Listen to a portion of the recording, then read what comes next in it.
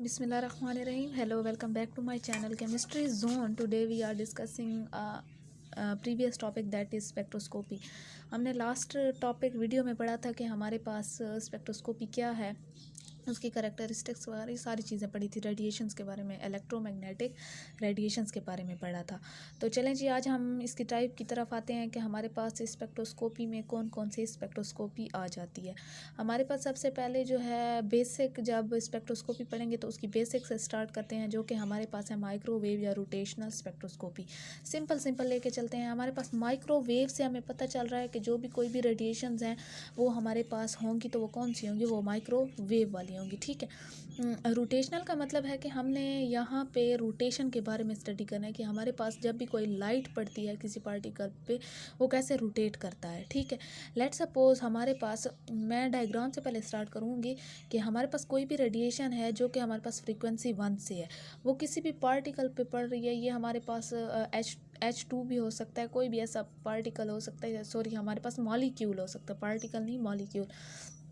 अगर पार्टिकल की बात करेंगे तो वो लोअर से हायर एनर्जी स्टेट में जाएगा। पार्टिकल मॉलिक्यूल की बात करेंगे तो वो हमारे पास रोटेशन और ये चीज़ें दिखाएगा। अब लेट्स सपोज ये मेरे पास H है, ये मेरे पास H है, इसमें हमारे पास ये इंटर एटॉमिक डिस्टेंस है, इसमें हमारे पास फ्रीक्वेंसी 1 जो है वो आती है हमारे पास। यहाँ जो है इसकी रोटेशन स्टार्ट होती है, ये ऐसे जाता है, मीन्स के ये वाला ऊपर जाएगा, ये वाला नीचे आएगा, तो ये ऐसे हो जाएगा ना, ये रोटेट करेगा। अब ये हमारे पास पार्शियल पॉजिटिव कर दें या HCl कर दें या हमारे पास H कर दें, तो ये हमारे पास कोई भी मॉलिक्यूल हो सकता है। जैसे इस पर लाइट पड़ी है, ये हमारे पास रोटेट करने लग गया, तो इसमें दो जो हैं चीज़ें होंगी। एक तो ये हमारे पास होना चाहिए पोलर, जो कि डाइपोल मूवमेंट चेंज करेगा। दूसरा इसमें ये भी होना चाहिए कि ये हमारे पास लोअर एनर्जी स्टेट से हायर एनर्जी स्टेट में जाएगा, क्योंकि इस पर लाइट पड़ रही है, ये एनर्जी एब्जॉर्ब करेगा और हमारे पास जो है ग्राउंड से हायर में जाएगा, एक्साइटेड स्टेट में। ठीक है। अब इसी चीज़ को हम कहते हैं कि ये हमारे पास रोटेशनल स्पेक्ट्रोस्कोपी है।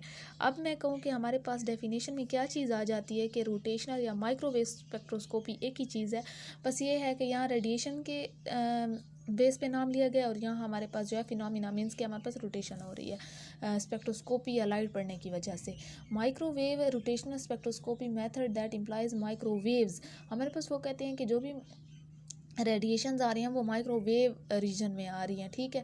Example they are electromagnetic radiation at gigahertz frequency for study of matter, means के हमारे पास माइक्रोवेव रेडिएशन स्पेक्ट्रोस्कोपी वो वाली है जिसमें हम एक तो माइक्रोवेव रेडिएशन यूज़ कर रहे हैं। माइक्रोवेव जो होती हैं वो गीगाहर्ट्ज़ पे होती हैं उनकी फ्रीक्वेंसी, और वो हमारे पास किस चीज़ के लिए होती है, स्टडी ऑफ मैटर के लिए होती है। हम कोई भी मैटर की स्टडी करते हैं तो हमारे पास क्या होती है, स्पेक्ट्रोस्कोपी यूज़ होती है, जिसमें डिफरेंट रेडिएशंस यूज़ होती हैं। और वो स्टडी कैसे करते हैं, हम उनके वाइब्रेशनल, रोटेशनल, ये वाली चीज़ें नोट करके हम उनकी स्टडी प्रॉपर्टीज़ या ये चीज़ें निकालते हैं। ठीक है जी।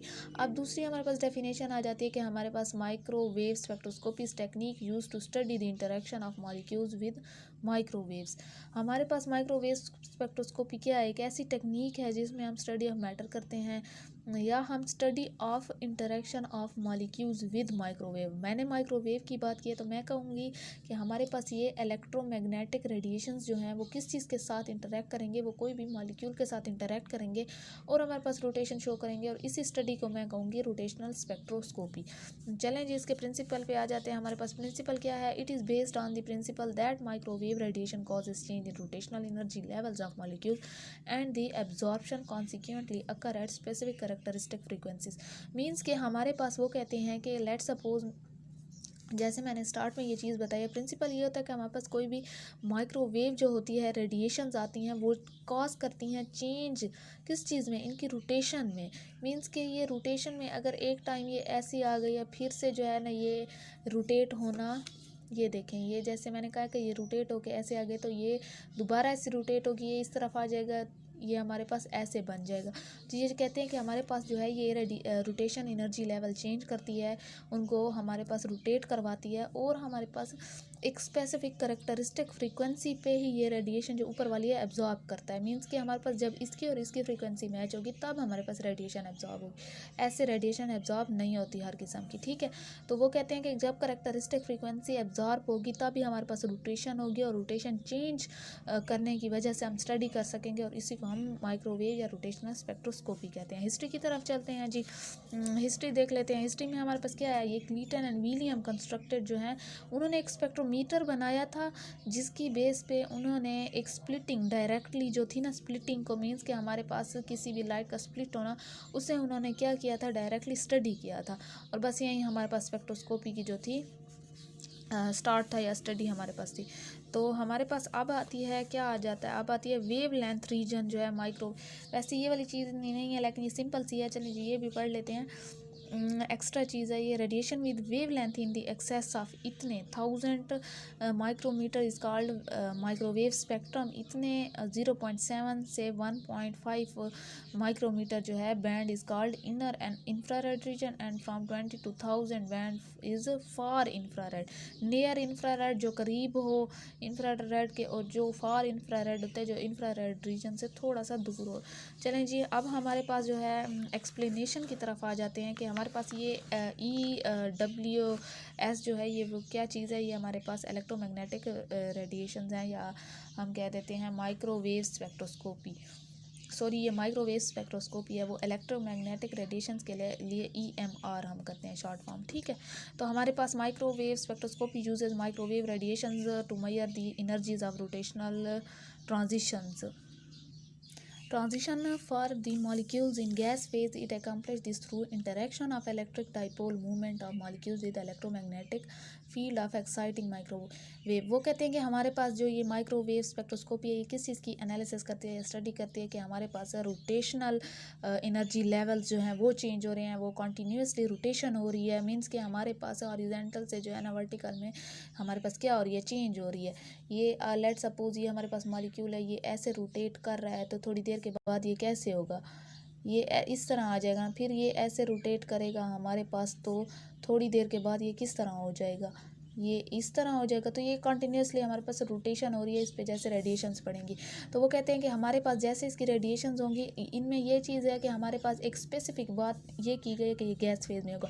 इसके आगे गैस फेज़ की भी हमारे पास थोड़ी सी एक्सप्लेनेशन ये दी हुई है कि हमारे पास गैस फेज़ में हिंड्रेंस नहीं होती।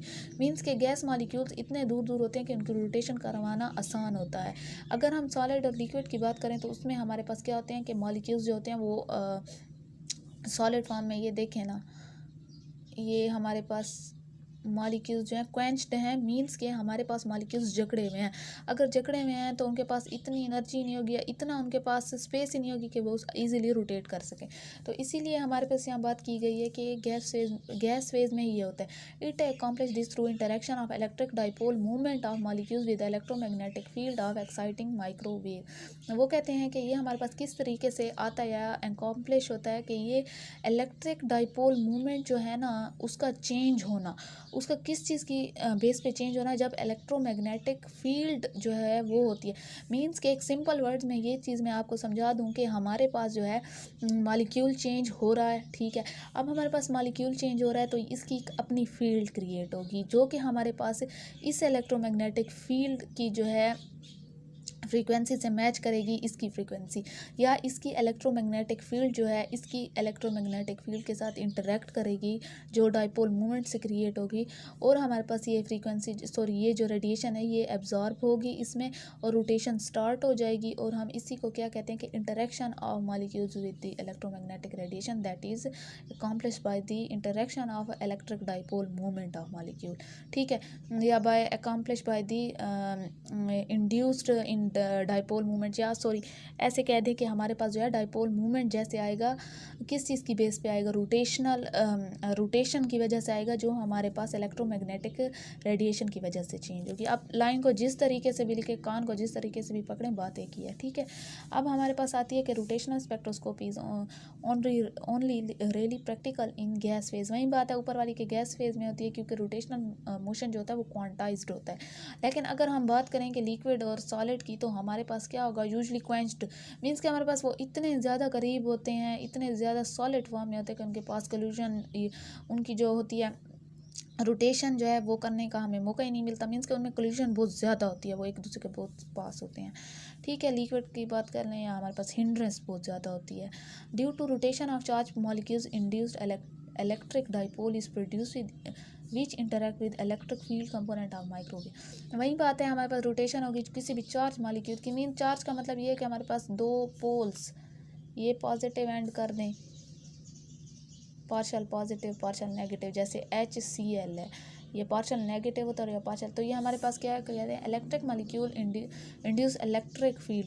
अब इसकी एक अपनी इलेक्ट्रिक फील्ड होगी, जब ये वाली इलेक्ट्रिक फील्ड इसकी इलेक्ट्रिक फील्ड से मैच करेगी तो हमारे पास क्या होगा, एब्जॉर्प्शन होगी, रेजोनेंस होगी। यहाँ मैंने पिछले वीडियो में भी या पिछले लेक्चर में एक चीज़ जो है वो क्या कराई थी, नोट करवाई थी कि हमारे पास जो रेजोनेंस का एक फिनोमिना है वो होता है हमारे पास दूसरा जो डी लोकलाइज या बेंजीन रिंग में होता है। ये वो वाली रेजोनेंस नहीं है, बल्कि ये हमारे पास ये वाली रेजोनेंस है जब एक फ्रीक्वेंसी दूसरी से मैच करती है और हमारे पास एब्जॉर्प्शन होती है उस रेडिएशन की, तो ये वो वाली रेजोनेंस है। ठीक है, इस चीज़ से कंफ्यूज नहीं होना कि कौन सी रेजोनेंस है। मॉलिक्यूल लाइक HCl कर दें, CH3Cl हैविंग डाइपोल मूवमेंट